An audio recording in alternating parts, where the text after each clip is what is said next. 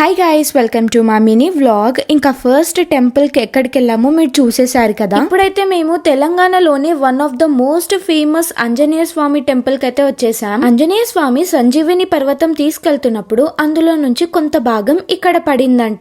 దీన్నే కొండగట్టుగా పిలుస్తారు. ఇక్కడేమో స్వామి వారికి రెండు ముఖాలుంటే, ఒకటేమో అంజన్న, ఇంకొకటేమో నరసింహస్వామి. ఇక్కడికి వచ్చి దర్శనం చేసుకుంటే అనారోగ్యంతో ఉన్న వాళ్ళకి అండ్ గాలి సోకిన వాళ్ళకి తొందరగా నయం అయిపోతుందంట. ఇంతకీ మీరు కొండగట్టు టెంపుల్ కి వచ్చారా లేదా అని నాకు కమెంట్ చేసి చెప్పండి. ఈ ఆంజనేయ స్వామి టెంపుల్ వెనకాలనే బేతాళ స్వామి టెంపుల్ కూడా ఉంటది. అక్కడ జంతువు బలి అండ్ కళ్ళుని నైవేద్యంగా పెడతారంట. నేను trip the already long video post చేశాను. ఎవరైనా చూడకపోతే కింద డిస్క్రిప్షన్ లో లింక్ ఇస్తున్నా, వెళ్ళి చూసేయండి. మా దర్శనం అయితే చాలా బాగా జరిగింది. ఇక్కడ లడ్డులు అండ్ పులిహోర కూడా తీసుకుంటున్నాం. అదేంటో గుడిలో తీసుకున్న పులిహోరకి ఇంట్లో ప్రిపేర్ చేసుకున్న పులిహోరకి చాలా ఫరక్ ఉంటది. కొండగట్టు టెంపుల్ అంటే ఎంత మందికి ఇష్టమో జై బజరంగబలి అని కమెంట్ చేయండి.